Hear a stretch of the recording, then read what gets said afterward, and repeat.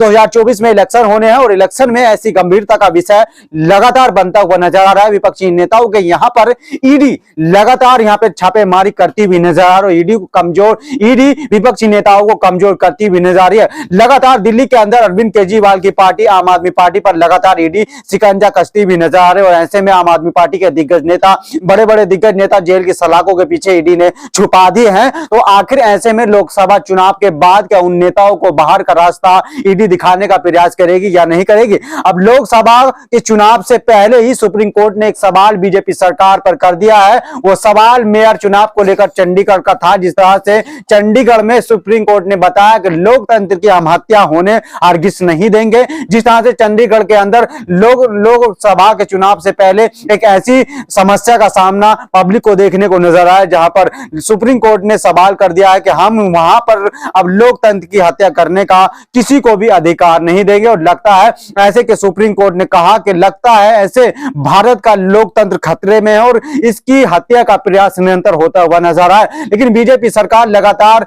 नए कार्यों की वजह से अपने आप को कार्यशैली में जोड़ती हुई नजर आ रही है और लोकसभा चुनाव में अपने स्थान को काफी बड़ा बनाने का प्रयास किया जा रहा है। पहले राम मंदिर के मुद्दे को जनता के बीच में लाया गया और 2024 के इलेक्शन से पहले निर्माणाधीन मंदिर को ही उद्घाटन के साथ जोड़कर उद्घाटन कर दिया और सनातनी धर्म के लोग सभी वहां पर जाने का प्रयास कर रहे हैं। और ये राम की कथा नहीं है, राम हर किसी के दिल में बसते हैं और जिस तरह से देश के अंदर मुस्लिमों को लगातार निशाना बनाया जा रहा है और लगातार प्रशासन भी काफी अलर्ट होता हुआ नजर आ रहा है। लेकिन ऐसे में बड़ा सवाल उठता है, जिस तरह से मैं बात कर रहा था ईडी जानवर की, और ईडी जानवर को आखिरकार कौन उसको आगे ढकेलने का प्रयास कर रहा है। आखिरकार मैं उसको ईडी का नाम इसलिए से देने का प्रयास कर रहा हूं जिस तरह से लगातार विपक्षी नेताओं पर गाज गिरती हुई और लगातार यहां पर काफी सवाल उठते हुए नजर आ रहे हैं। और ऐसे में ये कब तक होता रहेगा? देश के अंदर काफी मुद्दे हैं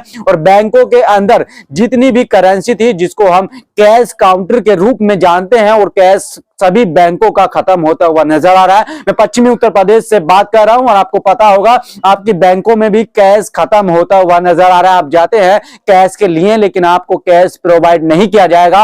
आप मानते हैं बैंक से मुझको 1 लाख रुपए दे लेकिन आपको मिलेगा सिर्फ 10,000 रुपया, वो भी गिड़गिड़ाने के बाद, क्योंकि आप ही का पैसा बैंक मजा ले रही है और उसके सत्ता के ऊपर बैठे हुए जितने भी अधिकारी हैं वो आपके पैसे का मजा लेते हुए नजर आ रहे हैं। लेकिन आपको जिस हकीकत के बारे में आपको जानकारी होनी चाहिए वहां आपको जानकारी प्रोवाइड नहीं की जाएगी। लगातार न्यूज चैनलों पर दिखाया जाता है लेकिन इस मुद्दे को कोई भी गंभीरता से लेने का प्रयास नहीं कर रहा है। आपको पता होगा जिस तरह से लगातार कई मुद्दे देश के अंदर काफी गंभीरता का विषय बनते हुए नजर आ रहे हैं। पहला मुद्दा एक मौलाना जी को जेल के अंदर डालने का मुद्दा काफी गंभीरता से बनता हुआ नजर आ रहा है और लगातार जितनी भी मुस्लिम समुदाय के लोग हैं लगातार निशाना सरकार को बनाते हुए नजर आ रहे हैं कि तत्काल उनकी रिहाई की जाए। लेकिन अभी रिहाई तो होगी नहीं क्योंकि 2024 का इलेक्शन बाकी है। उसके बाद पहले लोगों को भड़काया जाएगा और उसके बाद जो बचेगा फिर उसके ऊपर सत्ताधारी लोग अपने आप को काफी भयंकर बताकर वहां पर सत्ता का नशा